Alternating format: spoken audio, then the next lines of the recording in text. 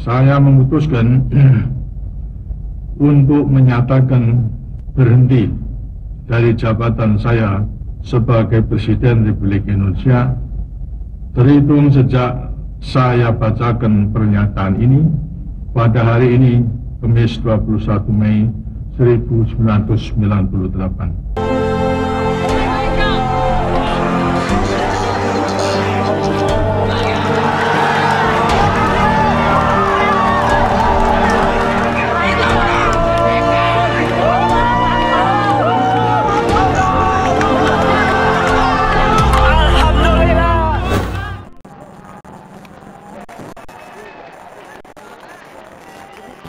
Ingatan akan peristiwa 25 tahun silam tak hilang begitu saja. Kekacauan yang begitu dahsyat terjadi di Jakarta dan beberapa kota lain. Ya, ada harga yang harus dibayar oleh mereka yang lantang membuka jalur bagi demokrasi dan keadilan. Penculikan, penyiksaan, dan penghilangan secara paksa adalah harga yang mereka bayar agar kita bisa menikmati hidup yang saat ini kita jalani.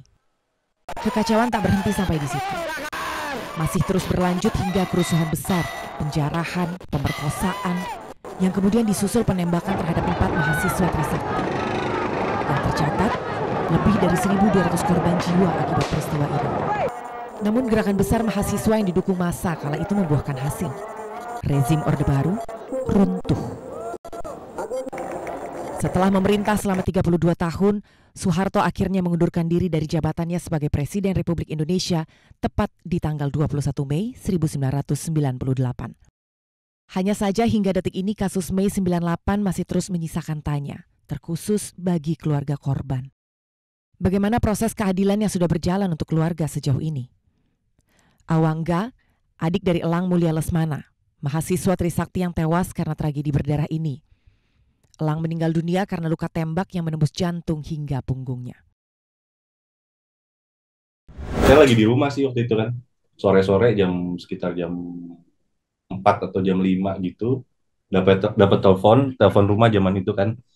Terus apa namanya, uh, yang ngabarin tuh karena saya lagi main basket di kompleks gitu, ada pembantu rumah tangga ngasih tahu saya bahwa Mas Elang ketembak gitu kan. Terus ya saya kaget kan, ketembak kenapa gitu kan. Saya tahunya kan karena nggak pernah ada, Elang tuh nggak pernah ikut apa ya istilahnya, aksi-aksi movement apa, demonstrasi kayak gitu-gitu. Jadi ya saat itu ya kaget banget dan langsung ngubungin keluarga semua. Terus kita langsung ke sumber waras. Jadi pas Hmm. waktu ke sumber waras di situ baru tahu, Hmm. eh oh ini pelurunya nyasarnya ke, kok bisa pas banget di jantung gitu, Ya atau kita gimana masih tuh? nggak percaya sih. Saya pikir kan peluru karet mungkin kan cuman buat ngadang mahasiswa supaya nggak terus ke MPR DPR gitu kan. Nggak Mhm. tahu kalau itu, soalnya mahasiswa yang telepon bilangnya masih dalam perawatan gitu, nggak tahu gimana gimana. Saya sampai situ udah di ruang jenazah, 4 mahasiswa Hmm. itu. Begitu tahu Jadi kalau ya misalnya, iya, gimana gimana. begitu tahu kalau Mas Elang itu ditembak, bukan Hmm. ketembak, itu dari mana? Ada dokter yang mengklarifikasi itu nggak? Fakta itu Ya dapatnya, eh, fakta itu ya lihat ini, maksudnya kan udah ketahuan kan jenazah yang ada di sumber waras itu eh, seketika semua gitu meninggalnya. Maksudnya bukan yang meleset di kaki gitu, pelurunya gitu kan. Semuanya tepat sasaran semua gitu. Jadi ya semuanya. logisnya kan berarti ya emang ada penembak gitu untuk apa, eh, mahasiswa itu jadi akhirnya eh, meninggal semua seperti itu. Dan waktu itu sempat nanya ke teman-temannya Mas Elang nggak? Kalau Mas Elang nih sebenarnya Kayaknya eh, waktu itu suasananya udah nggak sempat kacau nanya. banget ya, nggak mungkin ya kita mikirin ngelihat begitu aja traumanya, apa, kagetnya luar biasa gitu. Jadi kayaknya mungkin itu udah berjalannya waktu gitu ya, sehingga proses Hmm. apa namanya, kasus ini berjalan baru ya itu berpikirnya seperti itu gitu. Jadi kayaknya saat itu sih tanggal 12 Mei pas kita ke sumber waras tuh memang shock dan kaget berat. Iwang dan keluarga inti menghargai dan bersyukur atas penghargaan kehormatan yang diberikan Presiden Susilo Bambang Yudhoyono di tahun 2015 terhadap Elang karena dianggap berjasa sebagai pejuang reformasi yang membawa perubahan besar dalam kehidupan bernegara. Namun penghargaan tersebut tak mengalihkan keinginan keluarga untuk tetap mendapat keadilan dari sisi penegakan hukum, yaitu terhadap para pelaku yang menjadi dalang kerusuhan saat itu.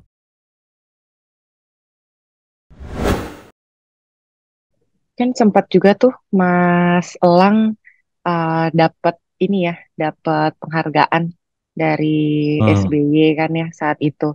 Hmm. Dan Hmm. pada saat Mas Elang itu mendapatkan penghargaan di tanggal 15 Agustus, keluarga Hmm. sendiri merasa oke udah cukup dengan adanya tanda kehormatan yang diterima, Hmm. atau saat Hmm. itu memang merasa itu hal yang biasa, tapi tetap ini harus dituntaskan nih proses keadilannya gitu. Gimana tuh Mas?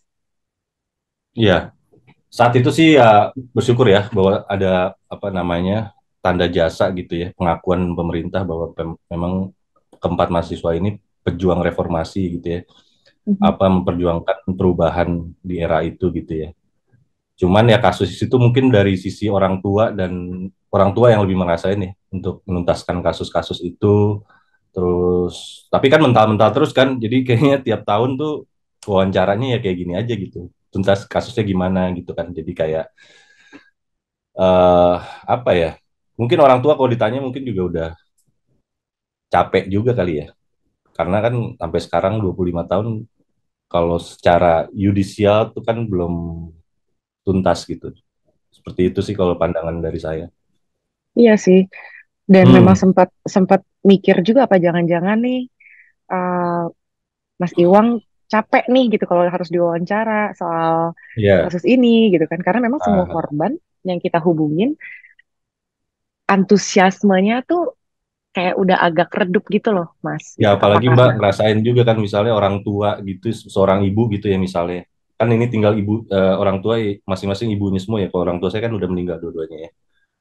Bagaimana oh, ditanya di rewind kembali gitu kasus 12 ya Mei kan pasti memori dan kebuka perasaannya lagi. tuh kayak gimana ya harus ngulang itu sementara mereka ya udah pada tua gitu. Jadi udah ya kayak balikin sakitnya lagi sih kalau menurut Iya, saya sih iya, iya. kalau kalau seperti itu gitu. Cuman ya ya itulah seperti itu. Iya, dan selama 25 tahun proses keadilan yang sekarang ini udah diterima sama keluarga, itu udah sejauh apa, Hmm. Mas?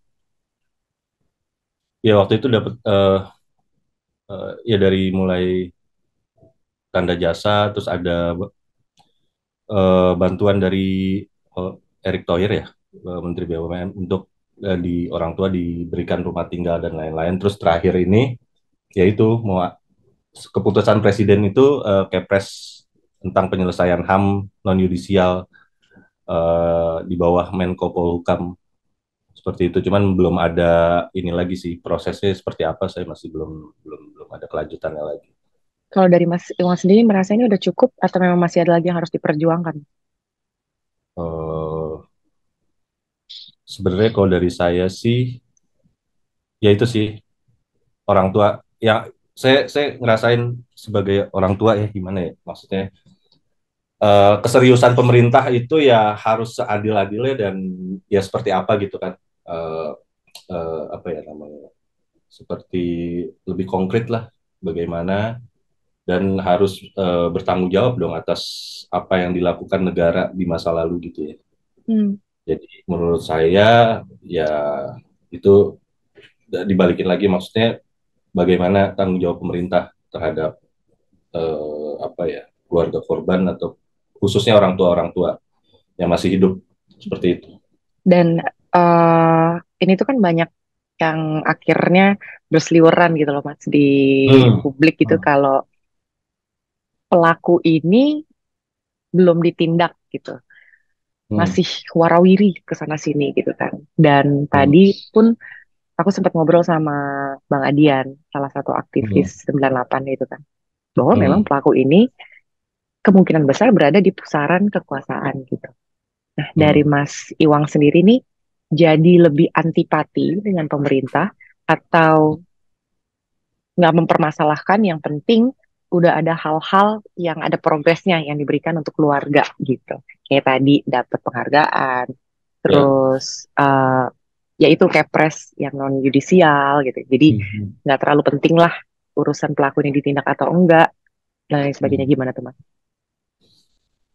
Kalau saya bilang ini jadi konsumsi politik juga sih ya. Jadi tahunan, 5 tahun sekali. Jadi pilpres nanti keluar lagi isunya segala macam. Padahal kan sebenarnya nih ya, kalau saya mau boleh jujur, setelah perjalanan 25 tahun ini kan saya jadi tahu reformasi itu apa sih gitu kan. Jadi maksudnya saat itu tuh sebenarnya pergerakan atau apa movement dari mahasiswa tuh mungkin ada dorongan juga sih dari internal eksternal. Jadi kalau menurut saya reformasi itu pengambil alihan kekuasaan secara ya apa namanya, kata-kata baiknya reformasi gitu kan. Buktinya setelah itu kan orang-orang yang ada di pemerintahan sebelumnya kan tetap menjabat, malah ada yang ditugas apa di dapat jatah menteri dan segala macam. Jadi menurut saya jelas juga gitu saat itu kan panglimanya siapa gitu kan. Terus apa namanya, udah jelas sebenarnya harusnya bisa diusut gitu, tapi kan sementara kan karena mungkin circle-nya masih ada di situ, jadi ya emang agak susah gitu untuk disentuh seperti itu. Based Jadi on kalau time menurut sih. saya, menurut saya sih jangan tanya ke kita ya, harusnya pemerintah yang bisa apa ya, bukan mengukur sih, lebih gimana ini orang kan harusnya keempat mahasiswa ini yang bikin mereka ini semua bisa bebas berbicara, bisa Ya, bisa menikmati kekuasaan dan lain-lain. Nah itu sih sebenarnya harusnya dipikir lagi gitu pemerintah. iya, iya, Menurut saya, iya. Karena memang itu pun yang sebenarnya apalagi untuk generasi aku gitu kan, lebih lebih bisa menikmati kebebasan berpendapat sebetulnya dari ya, harga yang udah ya, dibayar iya oleh teman-teman tahun 98 gitu, oleh ya, almarhum Mas Elang juga sebenarnya. Kalau ya, nggak ada ya, korban-korban ini kan kita sampai sekarang mungkin masih terkekang gitu kebebasan untuk ya. berpendapat dan berbicaranya gitu. Dan tentunya emang ini juga aku akan angkat juga sih Mas gitu, kayak negara tuh serius nggak sih sebenarnya gitu. Ini kan udah Ya, berjalan 25 tahun gitu ya. sebenarnya. Tapi kalau harapan Maksudnya dari jangan sampai jadi kendaraan politik tahunan politik, aja, ntar hilang, ntar ada, ntar hilang gitu. Saya nggak mau sih, ini sebenarnya harus harus serius lah negara buat. iya, Ya iya, kan bukan cuma Trisakti doang, sebenarnya kan banyak lah iya. kasus-kasus lain harus diselesaikan, yang harus dipertanggungjawabkan gitu. Even mungkin bukan pemerintahan yang sekarang yang ngalamin itu gitu ya, tapi kan sebenarnya itu kan bagian dari sejarah ya, Iya, harus diluruskan dan harus harus benar gitu. benar. Ya ini balik lagi waktu sih. Kemarin Iya. sempat ngobrol sama Adian juga, ini waktu aja sih gitu. Ntar juga pasti akan terjawab. Tapi memang butuh waktu yang akan lebih panjang lagi, apalagi kalau secara yudisial ini harus ditanganin gitu kan. Kalau Mas Iwan sendiri aku tahu sih pasti capek ya Mas ya. Udah 25 tahun, 24 lah. Karena kan yang Ya. tahun ini kan Jokowi akhirnya mengakui ada pelanggaran HAM berat itu dan segera diurusin. Soalnya kan Kalau dari juga bukan dampak dampak kayak misalnya saya, bukan dampak aja kakak saya menjadi korban gitu kan. Setelah itu kan pasti ayah saya, ya pokoknya banyak lah, bukan keluarga saya, mungkin keluarga keluarga yang lain juga ngerasain gitu ya, apa tuh efek Mas? setelah itu kan. Jadi gimana ya, kalau nginget-nginget itu tuh rasanya harusnya kalau bisa balik ke waktu itu jangan ada kejadian itu gitu harusnya. Semuanya mungkin kalau ditanya juga sama seperti itu. Kan mereka-mereka ini sebenarnya bukan aktivis juga, empat mahasiswa ini. Mungkin ada satu dua yang ini, cuman bukan bagian dari apa ya istilahnya, ikutan mungkin dipertanggungjawab apa namanya, diminta untuk jadi, Elang saat itu diminta untuk jadi Satgas 96, angkatan 96, jadi ya akhirnya ikut ikut demo gitu. Jadi ya itu apa namanya, eh, ya gimana ya, kalau misalnya keluarga harus nginget-nginget lagi, kasihan gitu kalau apalagi orang tua yang masih pada hidup. Menurut saya seperti Oh. itu. Jadi mungkin itu ya Mas ya, kenapa Hmm.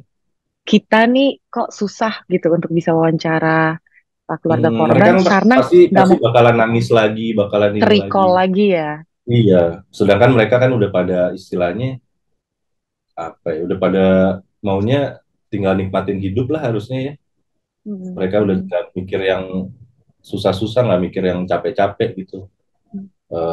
Sementara ini tuh suka jadi kendaraan politik ya mungkin setiap tahun, mungkin 5 tahun sekali gitu. Jadi ya menurut saya ini ya kalau emang pengen diselesain ya selesaiin aja gitu. Jangan jadi ntar hilang, ntar ada gitu. Menurut saya sih seperti itu ya. Komitmen pemerintah, tanggung jawab pemerintah yang harus konkret. Berarti kalau dari Mas Iwang nih, kalau aku bisa simpulin, sebenarnya lebih pengen ngelihat bukti nyata serius atau enggak ya? Ya, At least ada progresnya lah gitu kan, baik at least ada yudisial progres. maupun non yudisial. Iya, iya, iya. Harapan saya sih sebenarnya reformasi yang sudah 25 tahun ini harusnya udah benar-benar reformasi ya. Kalau kita lihat kan 25 tahun ini sebenarnya jalannya masih, ya mungkin ada perubahan dari kebebasan berpendapat gitu, mungkin dari siapapun mau ini kan bisa gitu ya sekarang ya, bisa ada kebebasan, terus infrastruktur kita juga ya Indonesia lebih lebih baik lah, cuman kan masih ada apa ya, komitmen reformasi yang belum belum 100% inilah, belum 100% apa ya, sejalan gitu. Jadi harapan saya mudah-mudahan reformasi benar-benar di Indonesia yang ke depan tuh lebih lebih lebih baik, dan semangat apa ya, mahasiswa, harapan saya juga tetap ada gitu ya di tiap rezim pemerintahan. Jadi nggak bisa kita tetap harus kritis kalau menurut saya. Paling ideal kalau menurut saya kan sebenarnya ada pengakuan gitu bahwa terjadi pelanggaran HAM, Itu sudah. pelakunya even nggak diadilin gitu ya, bahwa si ini Oh. tuh begini gitu, ada pengakuan dosa gitu. Jadi maksudnya rakyat tuh tahu gitu kan sejarah yang benar tuh seperti apa gitu. Soalnya kan isunya kan macam-macam, 98 kan dibilang si inilah si itulah, cuman kan nggak terbukti juga gitu. Jadi menurut saya biar nggak keulang lagi apa namanya, kejadian-kejadian seperti ini di masa depan sih kalau menurut saya.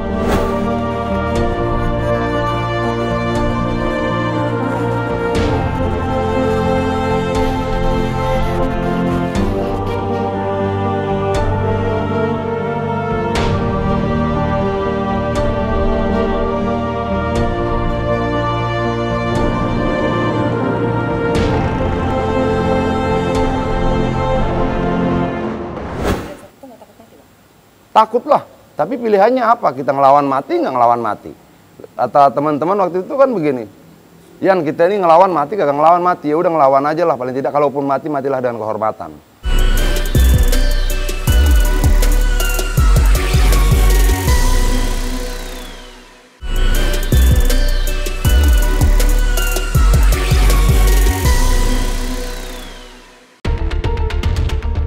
Adian Napitupulu, salah satu aktivis di era reformasi, ikut berkisah mengenai peristiwa Mei 98. Ia mengakui bahwa saat itu suasana di ibu kota sangat mencekam.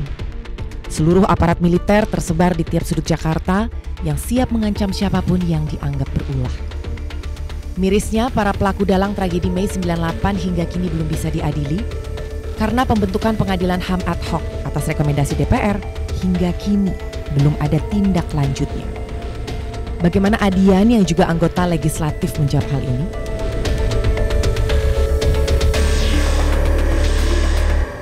Bang Adian, Ya, waktu demo 98 atau tragedi Mei 98 ini kan masih membekas di masyarakat kita. Bahkan sebagian besar tuh nggak mau mengenang, tapi tetap masih memperjuangkan keadilan gitu. Nah, Bang Adian kan sebagai salah satu aktivis 98 tuh saat itu di sana. Bisa diceritain nggak sih Bang kejadiannya saat itu?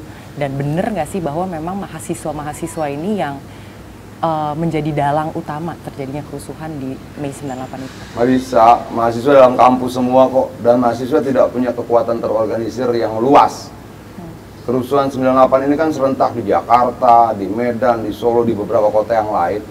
Kekuatan mana yang mampu menggerakkan orang dan keserentakan dalam 1 hari, 2 hari berturut-turut seperti itu? Nggak ada. Kalau mahasiswa nggak punya kekuatan itu. Kalau menurut gue ya bagian dari negara yang punya organisasi sekuat itu. Berarti bisa dibilang ini sebenarnya ada yang menunggangi gitu? Bukan menunggangi, gini loh. Dulu tahun 74 peristiwanya hampir serupa. Ketika Trisakti baru sampai di Roxy kalau tidak salah jalan kaki, teman-teman UI baru keluar dari kampus UI, tiba-tiba Pasar Senen diterbakar, rusuh, dan mereka menjadi kambing hitam dari kerusuhan itu. Pola ini pernah berhasil tahun 74 dan mau dicoba lagi tahun 98, dan kita tidak mau dong dikambing hitamkan, sehingga ada kesepakatan bersama tidak keluar kampus tanggal 13-14 itu. Terus berarti yang demo-demo itu yang katanya itu adalah mahasiswa, itu berarti bukan? Loh, sebelumnya iya. Tapi pada saat terjadinya kerusuhan itu tidak ada mahasiswa di bawah koordinasi kita yang keluar dari kampus. Semua bertahan di kampus. Karena kita tahu, sudah pernah ada pelajaran kok tahun 74, pola itu mereka gunakan. Mereka gunakan peristiwa, mereka ciptakan peristiwa, lalu itu menjadi kambing hitamnya gitu. Sama saja, 27 Juli juga sama saja seperti itu kan, dikambing hitamkan.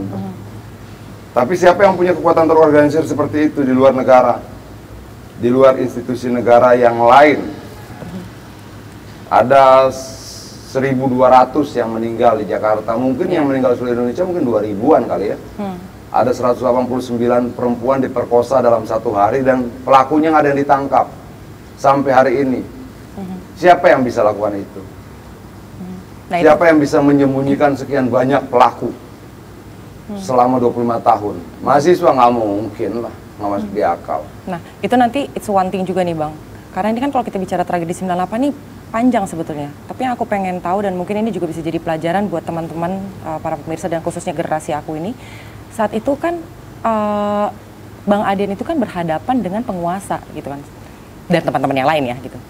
Kenapa Bang segitu nekatnya mau turun untuk ikut demo? Gini loh.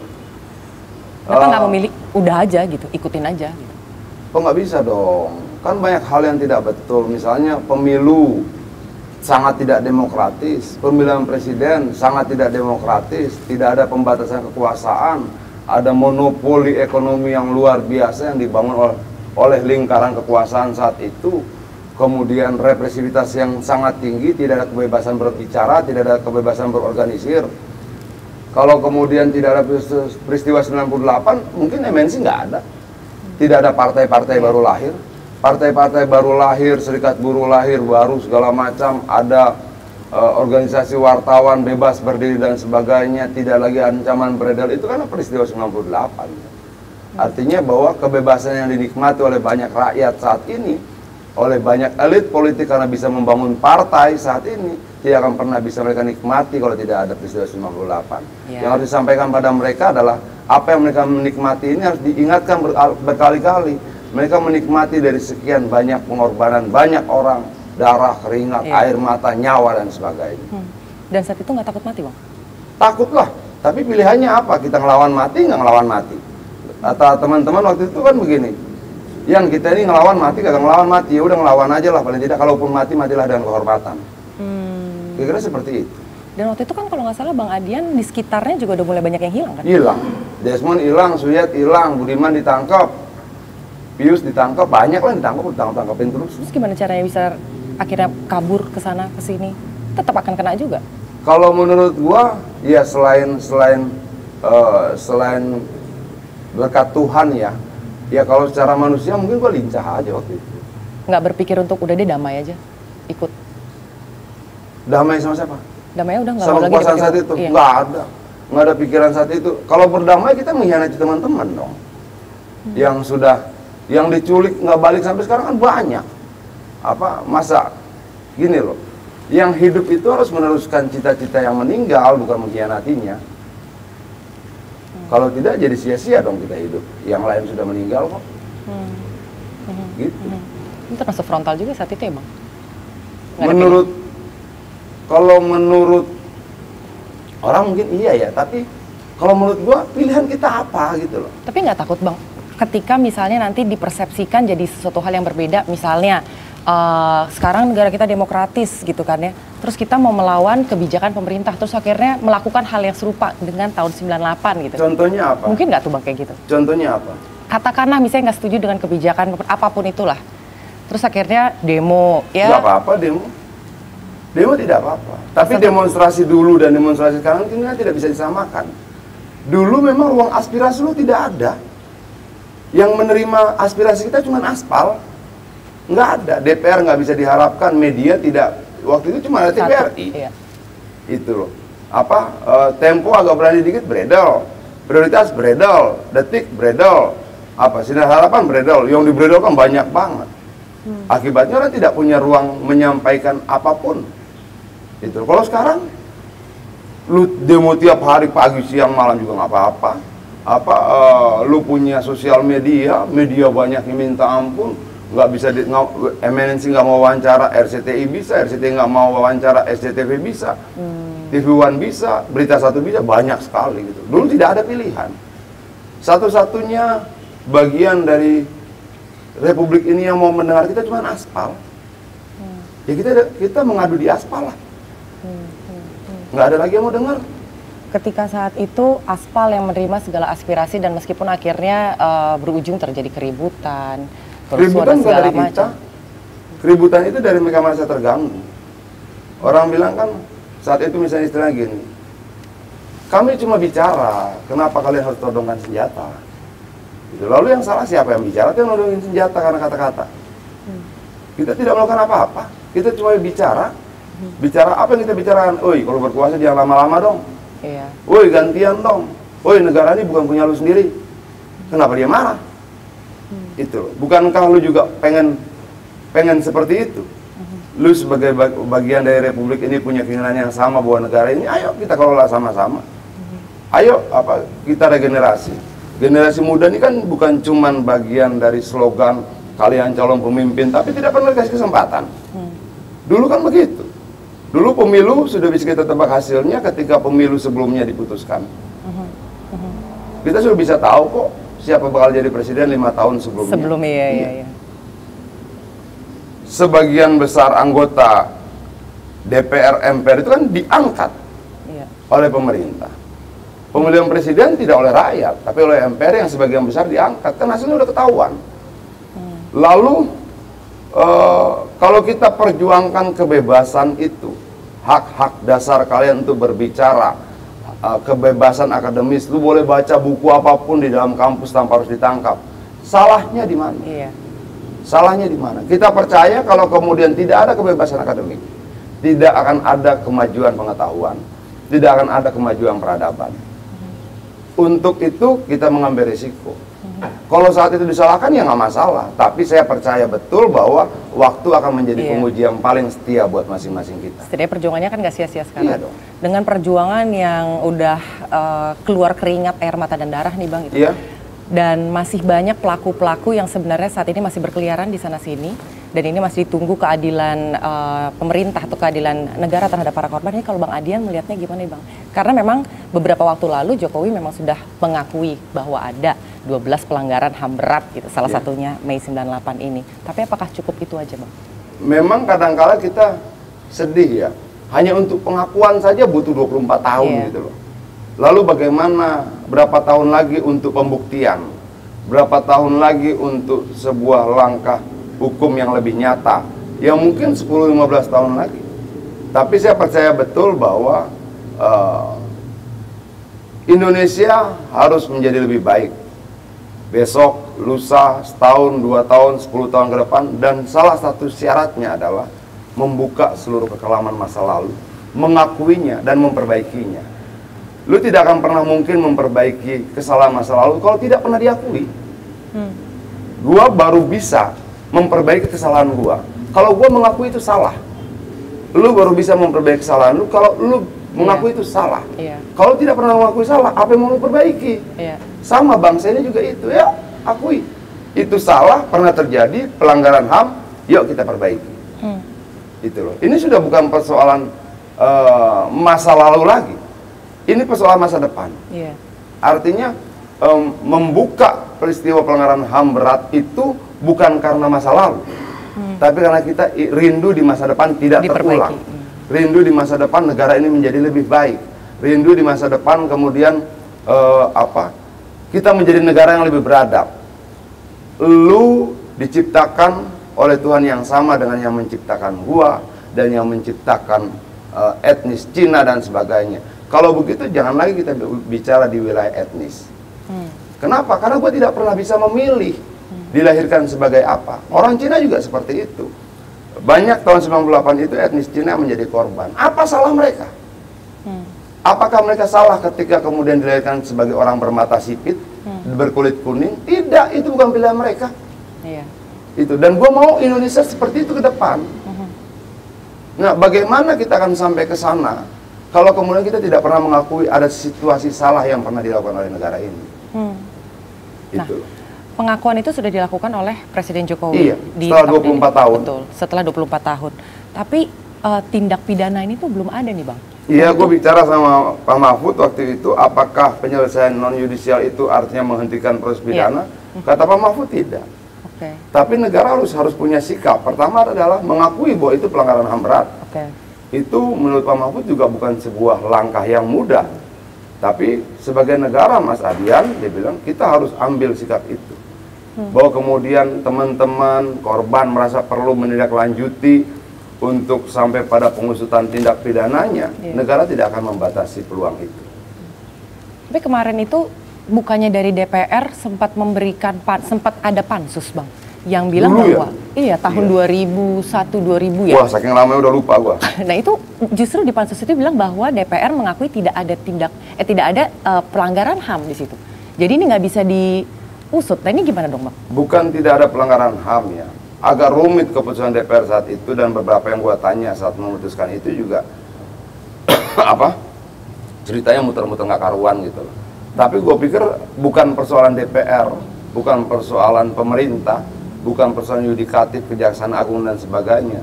Kejahatan HAM berat, pelanggaran HAM berat itu adalah persoalan rakyat kita.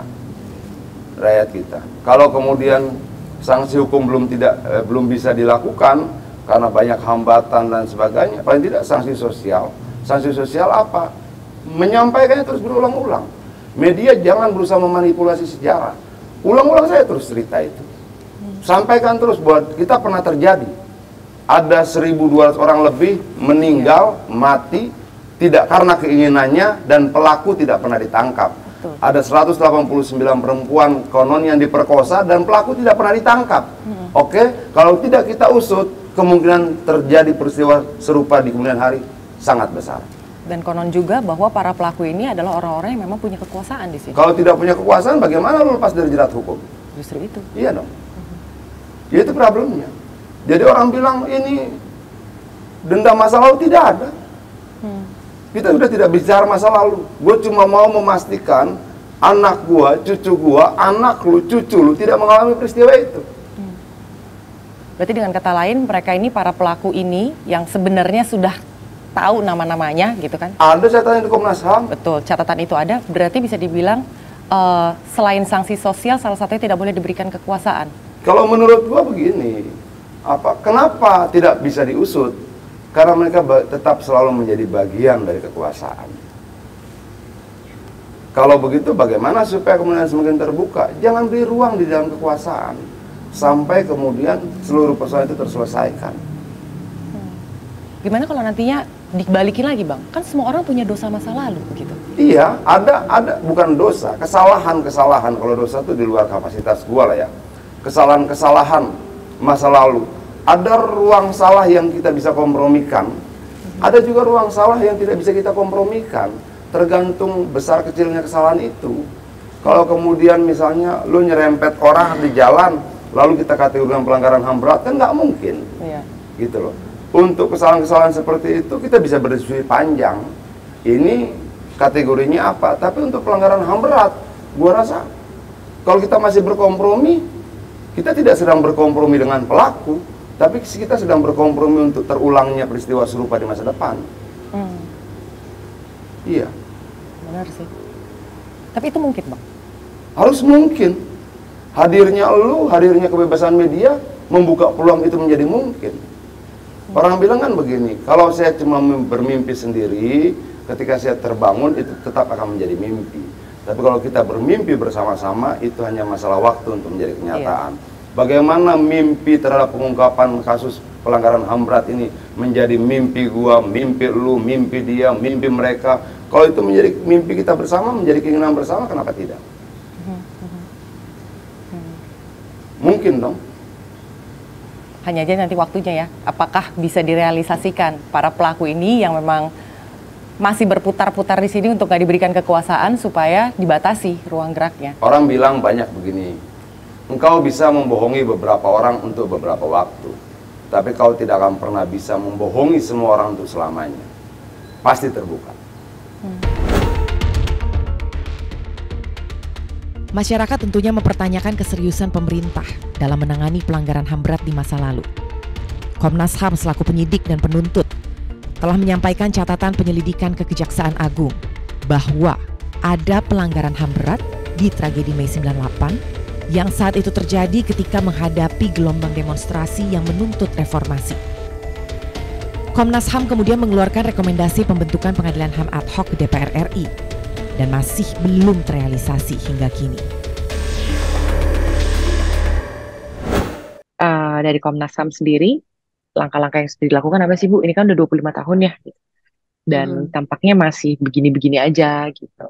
Tadi saya juga udah sempat ngobrol sama salah satu keluarga korban gitu kan, dan dari Komnas HAM sendiri sebenarnya ini termasuk ranahnya Komnas HAM juga kan Bu, gitu, untuk Iya. penanganan kasus 98, Mei 98 ini. Sejauh ini udah seperti apa nih perkembangannya?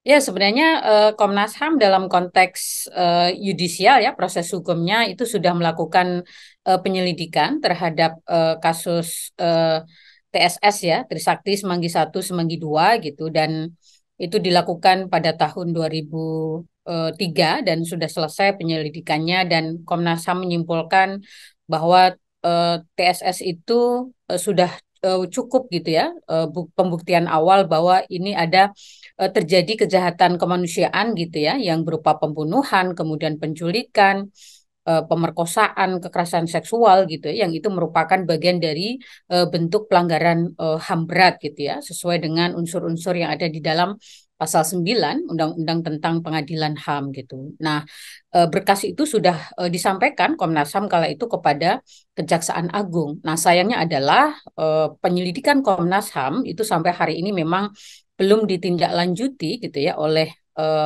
Kejaksaan Agung untuk dilakukan penyidikan. Dan mulai tahun lalu sebenarnya dalam periode kami mencoba untuk membangun satu kesepahaman dengan Kejaksaan Agung bagaimana membangun perspektif yang sama tentang pelanggaran HAM berat gitu ya, termasuk soal penyelidikan gitu ya dari sisi formilnya gitu ya, materialnya, unsur-unsur pelanggaran HAM beratnya gitu, sehingga tidak selalu terjadi gitu ya ke depan, bagaimana saling atau selalu ada lempar berkas gitu ya ketika Komnas HAM menyelesaikan kasus gitu ya, penyelidikan kasus pelanggaran HAM berat, kemudian tidak ditindaklanjuti oleh Kejaksaan Agung dan berkasnya selalu dikembalikan gitu ya kepada Komnas HAM.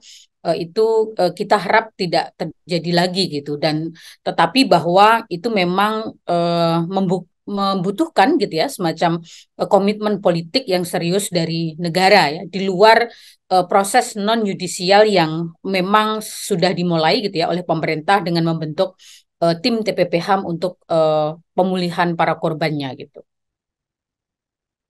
Iya, kalau aku sempat baca memang laporan itu udah lama, dan memang dari Kejaksaan Agung kan sebenarnya sudah menyampaikan gitu Ibu bahwa pengadilan ad hoc itu harus berdasarkan rekomendasi dari DPR, tapi ternyata kan memang tahun 2001 itu kan DPR menyatakan bahwa tidak terbukti gitu kan ya, adanya pelanggaran HAM berat gitu. Nah, kemudian langkah lanjutannya berarti apa dong Ibu? Kalau memang Komnas HAM Ya, di sisi yudisial ya gitu. betul. Kalau kami bahwa yang menjadi mandat Komnas HAM dalam kasus pelanggaran HAM berat itu kan melakukan penyelidikan. Bagaimana melakukan penyelidikan, memastikan unsur-unsur pelanggaran HAM berat itu dipenuhi gitu ya. Dan kemudian itu kami sampaikan kepada Kejaksaan Agung dan juga dikomunikasikan dengan Presiden gitu ya untuk kemudian ini ditindaklanjuti sebagai satu bentuk komitmen politik bahwa sampai hari ini belum ada tindak lanjut. Ini adalah memang tantangan dalam proses penegakan hukum kasus-kasus pelanggaran HAM berat di Indonesia yang ada beberapa gitu ya yang sudah selesai dilakukan penyelidikannya oleh Komnas HAM gitu ya 15 sampai 17 gitu ya, tetapi beberapa di antaranya memang ada yang ditindaklanjuti ya, termasuk kasus Paniai tahun lalu gitu ya, itu pun juga sedang proses banding gitu ya karena proses pengadilan HAM kemarin tidak terbukti gitu ya, sehingga ini menjadi tantangan paling serius gitu ya dalam penegakan hukum kasus-kasus pelanggaran HAM berat di Indonesia gitu. Selain itu berarti uh, deadlock dong, Ibu. Udah sampai di sini aja. Ya bisa dikatakan begitu gitu ya. Tetapi bahwa kasus pelanggaran HAM berat ini kan tidak berlaku unsur daluarsa gitu. Sehingga akan terus bisa didorong untuk ini ditegakkan gitu ya secara hukum. Ibu mungkin yang terakhir gitu ya, ada upaya tambahan nggak Ibu secara tadi kan katanya selalu membangun komunikasi nih, baik dengan Kejagung maupun Presiden.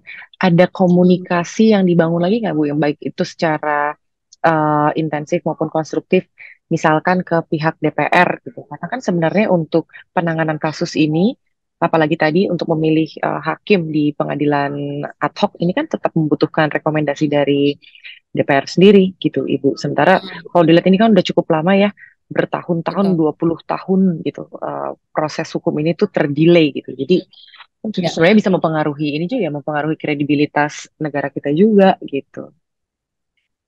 Tentu saja Komnas HAM juga melakukan komunikasi yang lain ya, misalnya dengan Komisi Yudisial ya, dalam konteks bagaimana mendorong proses seleksi hakim ad hoc ya untuk pengadilan HAM ini berjalan gitu ya, efektif gitu ya, dan menghasilkan hakim-hakim yang kredibel, berintegritas gitu. Dan tentu saja komunikasi dan koordinasi gitu ya dengan Komisi 3 ya DPR RI yang membidangi isu ini juga kami lakukan, baik itu melalui jalur informal maupun formal gitu, karena ada forum rapat kerja ya antara lembaga negara termasuk Komnas HAM gitu ya dengan DPR RI, terutama dengan teman-teman di Komisi 3 gitu. Jadi dan tentu saja komunikasi kami juga terus dilakukan ya, koordinasi komunikasi forum-forum dengan para korban terutama gitu. Bagaimana memastikan kita terus mendengarkan gitu ya perkembangan situasi mereka, kondisi kesehatannya gitu ya, kesejahteraannya, bagaimana dampak kelanjutan yang sampai hari ini masih mereka hadapi soal trauma dan lain sebagainya, karena ini terkait dengan konteks TPP HAM yang sedang dilakukan gitu ya oleh pemerintah gitu, sehingga tepat sasaran dan memenuhi kebutuhan para korban pelanggaran HAM berat gitu. Dan termasuk inventaris korban juga masih dilakukan ya Ibu ya sampai sekarang. Termasuk tentu saja Komnas HAM terus melakukan verifikasi korban pelanggaran HAM berat gitu ya, yang itu tersebar di banyak tempat di Indonesia. Tidak terbatas pada kasus 1-2 kasus gitu ya, tetapi berapa kasus pelanggaran HAM berat. Oke, berarti kalau tadi dari Ibu kan sempat bilang meskipun sekarang ini pemerintah sudah bergerak dari sisi non-yudisial, tapi kalau dari sisi yudisial ini tetap terus dilakukan memang ya butuh waktu gitu ya Bu. Meski 25 tahun atau mungkin 26 tahun nanti ke depan, tapi karena nggak ada expirednya, jadi terus dilakukan. Yang bisa menjadi shortcut gitu, agar setidaknya para korban-korban pelanggaran HAM ini betul-betul merasa bahwa negara hadir sesuai dengan moto Bapak Presiden.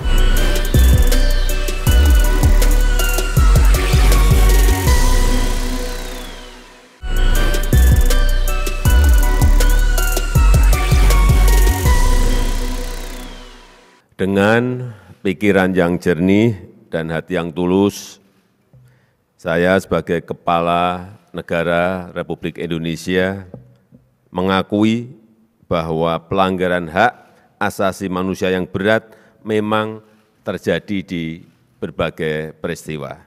6 peristiwa kerusuhan Mei 1998, saya menaruh simpati dan empati yang mendalam kepada para korban dan keluarga korban. Oleh karena itu, yang pertama, saya dan pemerintah berusaha untuk memulihkan hak-hak para korban secara adil dan bijaksana tanpa menegasikan penyelesaian yudisial. Yang kedua, saya dan pemerintah berupaya sungguh-sungguh agar pelanggaran hak asasi manusia yang berat tidak akan terjadi lagi di Indonesia pada masa yang akan datang. Setelah 24 tahun, Presiden Jokowi tahun ini menyampaikan kepada masyarakat Indonesia, mengakui adanya 12 pelanggaran HAM berat masa lalu, dan salah satunya adalah tragedi berdarah bulan Mei tahun 98. Kemudian selanjutnya apa langkah Presiden sebagai kepala negara? Johannes Joko, selaku tenaga ahli utama KSP, menjawab pertanyaan saya terkait seberapa serius negara menyikapi pelanggaran HAM berat di bulan Mei 98. Saya mewakili masyarakat Indonesia dan ini memang adalah ruang untuk Mas Johannes gitu kan, untuk menyampaikan ini ke para pemirsa gitu. Sebenarnya negara serius nggak sih? Ini prosesnya tuh udah sampai mana sih? Ya, kalau ditanya apakah negara serius, sebenarnya kita harus mengacu sebenarnya negara itu ada undang-undang. Kalau kerusuhan Mei kita anggap sebagai pelanggaran HAM, sebenarnya negara itu ada Undang-Undang Nomor 26 tahun 2000. Ya. Tetapi dalam undang-undang itu disyaratkan adanya harus ada pengadilan ad hoc HAM. Ya. Pengadilan ad hoc HAM itu harus ada rekomendasi dari DPR. Oke. Tetapi harus diingat pada tahun 2000-2001 DPR sudah membentuk pansus, terutama khususnya bukan untuk pelanggaran kasus Trisakti, Semanggi 1 dan Semanggi 2. Hasil dari pansus itu menyatakan tidak ada pelanggaran HAM. Nah, ini kan proses politik. Sementara pemerintah sendiri sebagai eksekutif untuk menjalankan undang-undang itu tidak bisa secara maksimal. Inilah yang sebenarnya kalau kita lihat ini sebenarnya saling Mbak. Ini terjadi satu bottleneck antara lembaga eksekutif, yudikatif dan legislatif.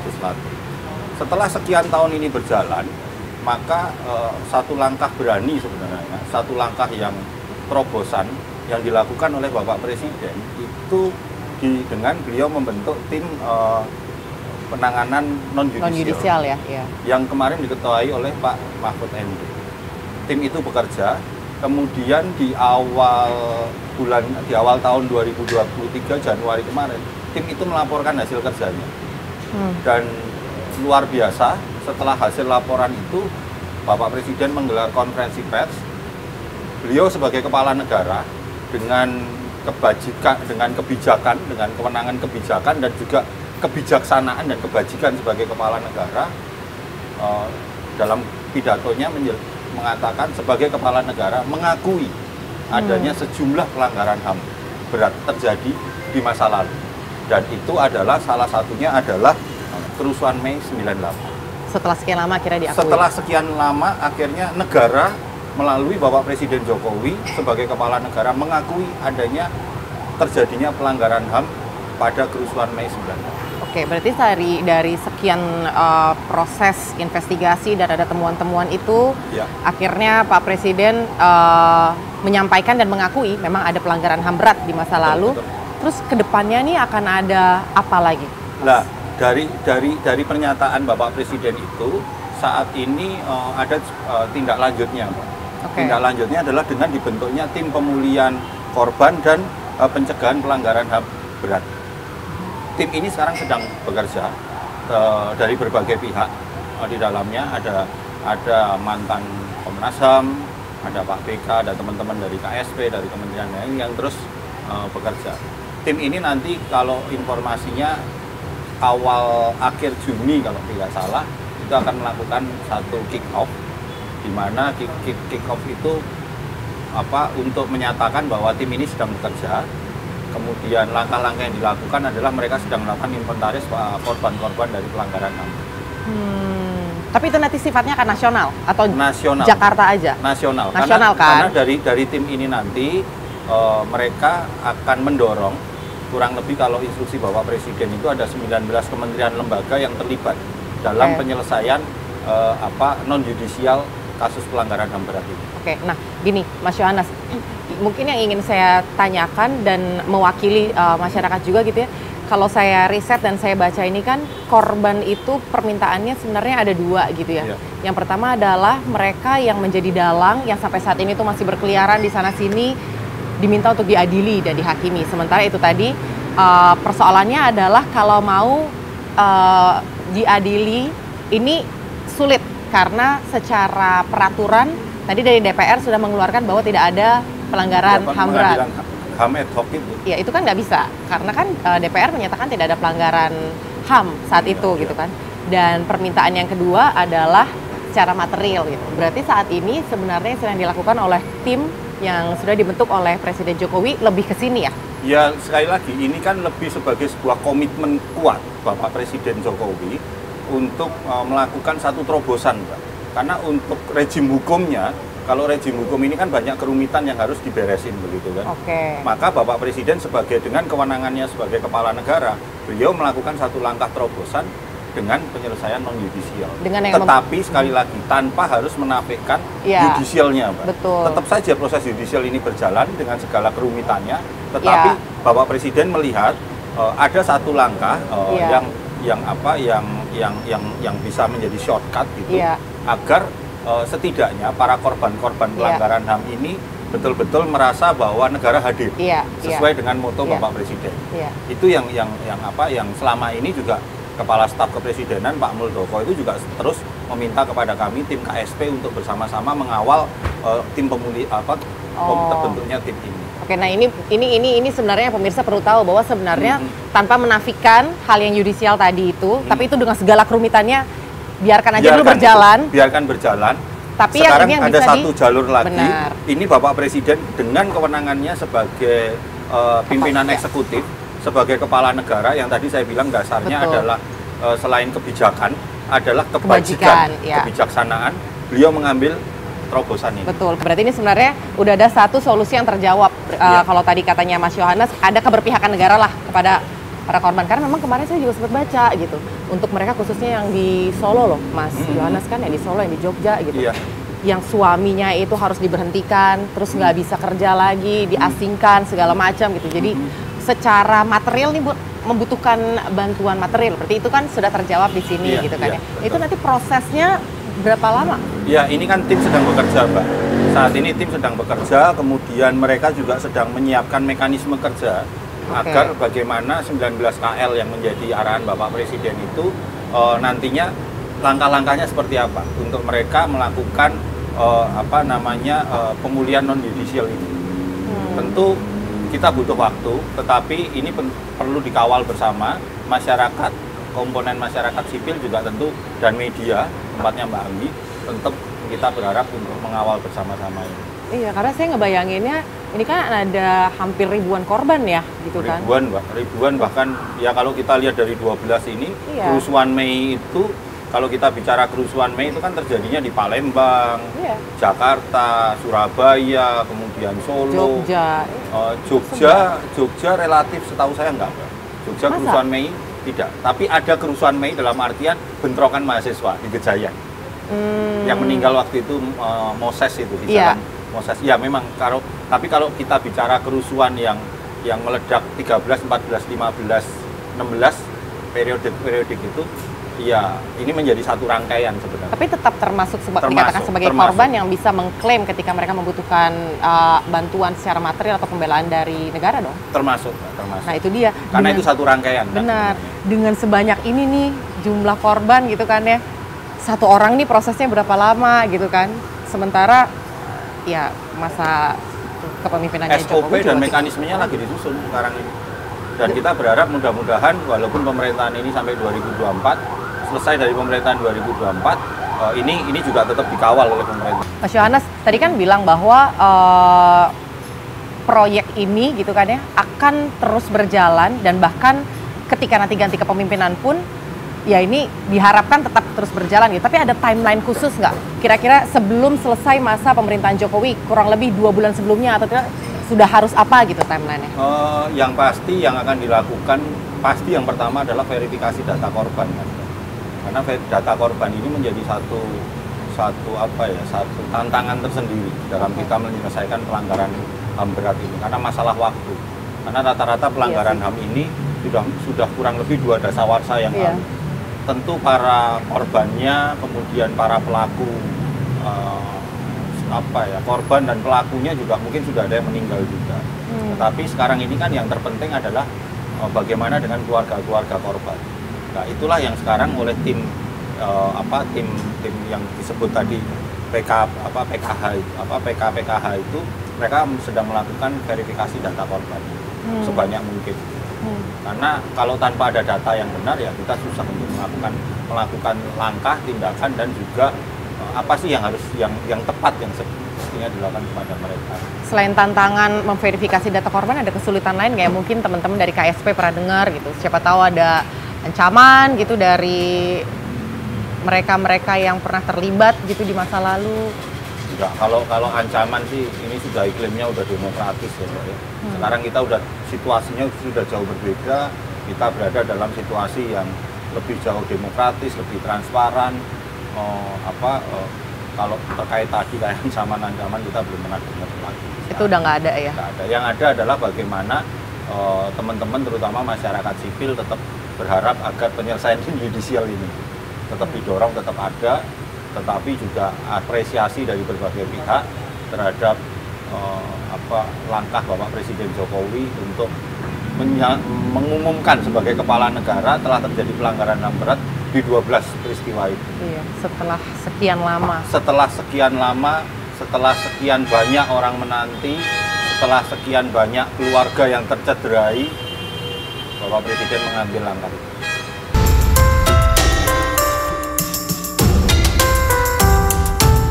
24 tahun sudah kasus 98, penyelesaian masih belum terlihat.